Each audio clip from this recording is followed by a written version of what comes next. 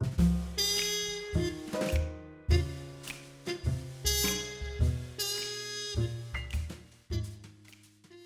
morning, guys.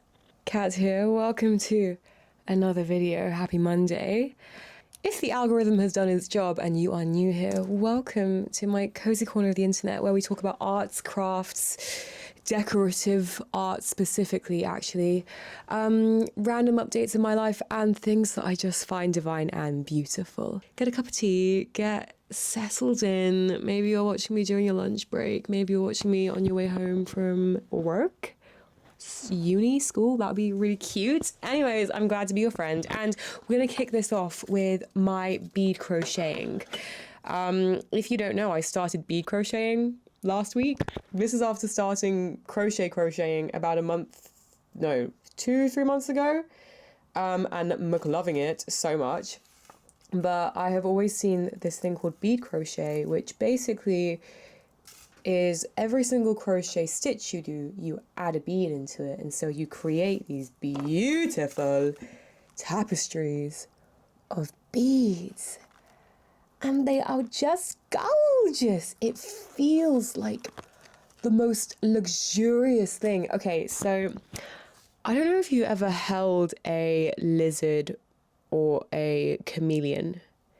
When I was younger, we used to go near my house. I live in London, in West London. And when I was growing up, there's a place called Syon Park. And in Syon Park, they used to have a butterfly house. Yes, they used to have an actual butterfly house. It was literally just like a beautiful indoor greenhouse type situation with plants and then butterflies everywhere. That's gone now.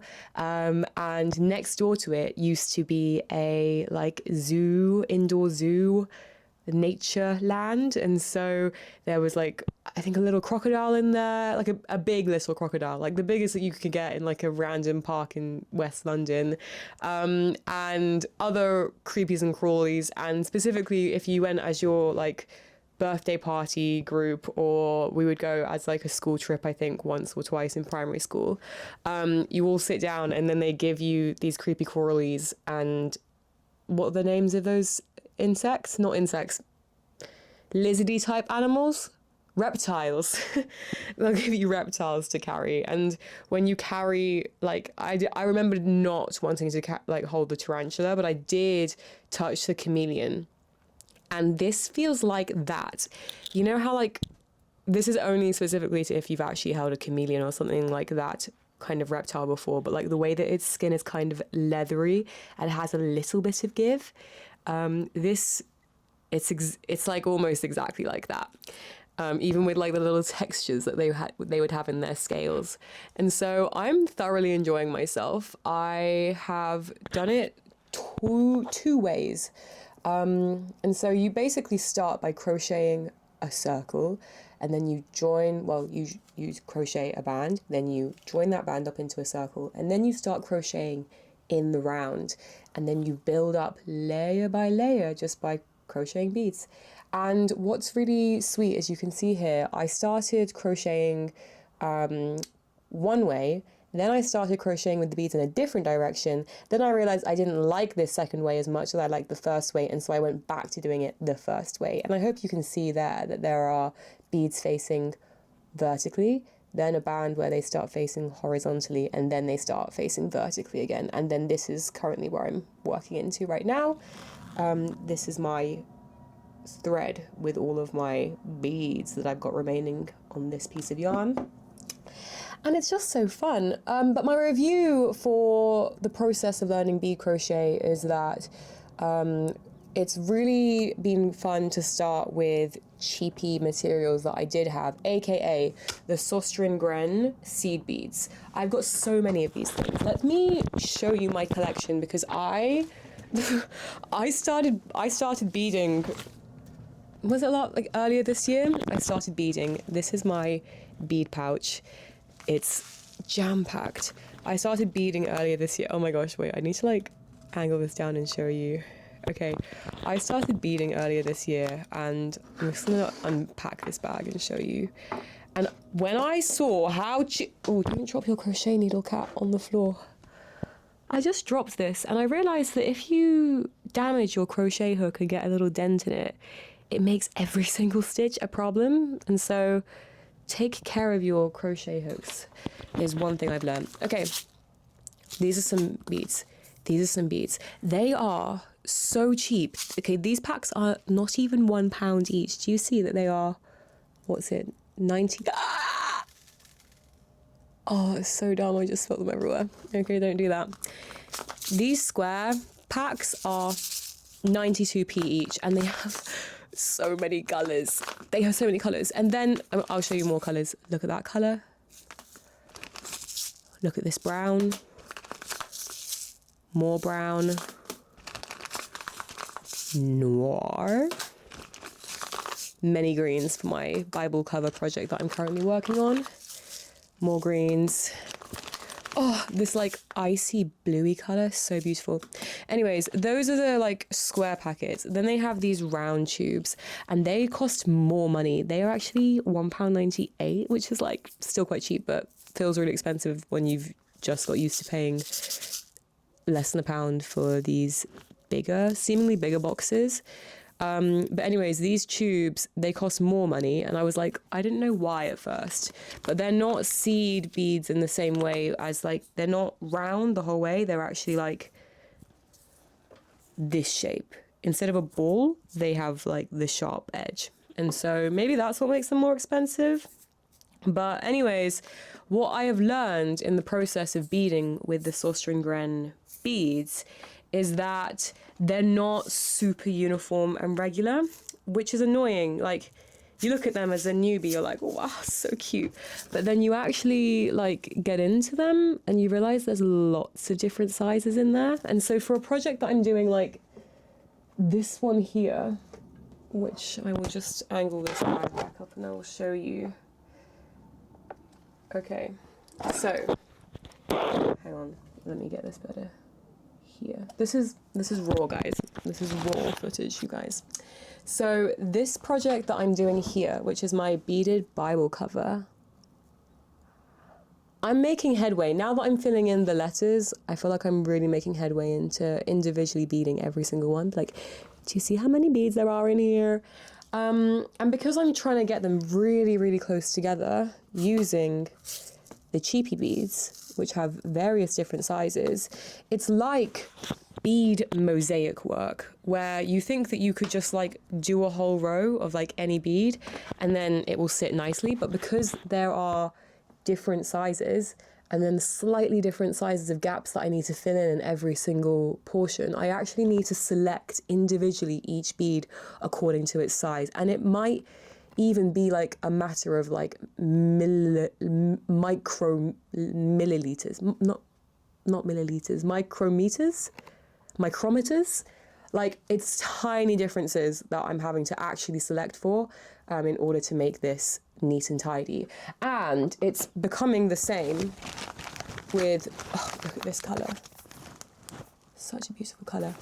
Anyways, it's the same with this bead crochet. So within the bead crochet tapestry that I'm building now, it's just, I don't know, because of how much the sizes vary. Like, there are some where the bead is basically like this and some where it's literally half the size.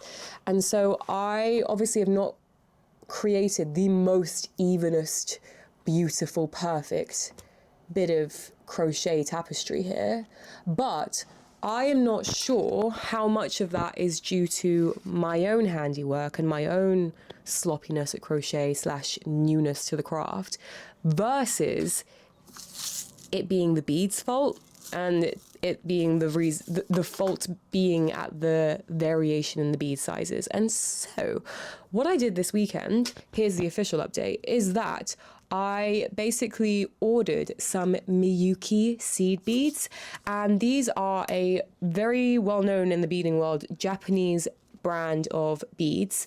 In Tokyo, guys, they have a store for this bead brand, Miyuki. It's 3 stories. 3 stories worth of beads. I will go to Tokyo, Japan one day, and I will spend as an entire day in that shop. And I will, even though beads are tiny, I will try and fill an entire suitcase with their beads, because Oh my days. I think I'm gonna pass out when I'm in a place like that. But anyways, they are famed for their high quality beads. And so their beads are meant to be very, very uniform in size. And so I've now ordered them with a specific project in mind, which I would like to show you so that we can all just be inspired together. I was looking at this girl, Gracie Simpson. She makes bead crochet bags, and she's so talented and she's so good, and she makes it look so easy because she's a pro. And so I think I can get to that level pretty soon. I just need to like keep practicing. But I was like, oh, I would just love to make a bead crochet bag, because not only would it be so fun to hold, but I would just be so proud. And I think the effect is so gorgeous and beautiful. And so I was looking around for some inspiration, and I found this bag by the Couverture and Garb. No, it's not by the Couverture and Garb store, but it's sold on the Couverture and Garb store. And I just love it. I love the different, like, there's actually 4 different colors of beads in here, but they all complement each other so well and perfectly and beautifully, in my personal opinion. And so I have created a design of bag by myself using this bead crochet designer platform called Bead. It's called beadcrochetdesign.com. And this is my design of bag that I've come up with. And so basically it's these Art Nouveau swirls, which I drew myself, because you can't, one slight failing of this program is that you can't like put in an image to then trace around or trace onto, which would be exceptional if that was a feature. But I had to freehand. Oh, you do have a copy and paste feature, which is good. How about it's how I got the like mirrored effect on all of the mirrored items in this piece. But anyways, this is my Art Nouveau inspired design, and I'm going to crochet it in the round, and then like in the original Couverture and Garb store inspired piece, I'm going to crochet a round base. So hopefully I can just use increases to create a big spiral, or an oval preferably, of bead crochet, and then sew those onto each other to create a oval type pouch situation. That is the plan. We will see how it goes. I was able to use AI. I was able to ask ChatGPT to help me figure out like the number of packs of beads that I would need, and which would be the best size for the different like threads and the size of bag I want to go for. Anyways, it's all very high tech, and I'm all doing it in faith, because I actually not 100% sure, but I'm like 95% sure that I got the right materials. And then I will get started, and I probably won't know until about when I've started if I'm going to be able to finish it in good time, or if it's going to be one of those projects that's like, this was ridiculous, why did you take this on? But you never know if you don't try. And so I'm going to try. I'm going to start trying, and then we'll see. And if you start trying and then you see that you can't actually do it, at least you've learned, because at the moment I have no idea. And so we're going to learn. And with that being said, that's basically nearly 15 minutes of me talking. I'm going to check back in with you on another video where I talk about... No, in fact, I'm going to share this with you now because it's completely on theme. Then I'm going to end the video for today, and I'll see you guys tomorrow. But for the first 3 months of doing crochet, I looked pretty cool doing it. I can't lie. Because crochet is just an incredible thing. I felt so sick when I was like on the train crocheting. I will make a video just talking about why I think that every girl worth their socks should start crocheting, especially if you live in London and you commute. Like, don't worry guys, we'll talk about it. I will convert you. But anyways, I did used to look cool when I was doing crochet, because it does look pretty cool working with your hands. But I realized that my visibility, if I was ever wanting to crochet in bed in the evening, was not very high. And so you really need to be able to get into, like, do you see that individual stitch there? Let me turn this light ridiculously up right now, but like, can you see the stitches that you need to be working into? You need to like latch onto an individual loop there a very specific one. There's only one little loop every single time that you want. And so you need to be able to see very well. And so I could not see when I was in bed. And so I found a solution. And it's my neck lamp.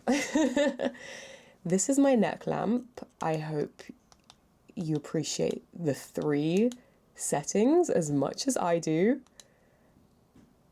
It's got the cool tone, which I shall never use. And then we've got a slightly warmer.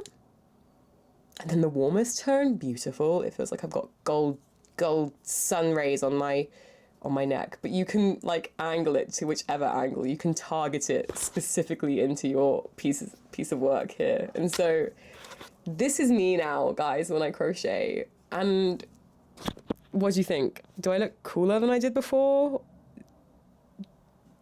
Tell me what you think. Anyways, I guess it's not, I don't know, maybe it is that, whatever, I don't care. This is about arts and crafts and we do what we need to do. I am a craftsman.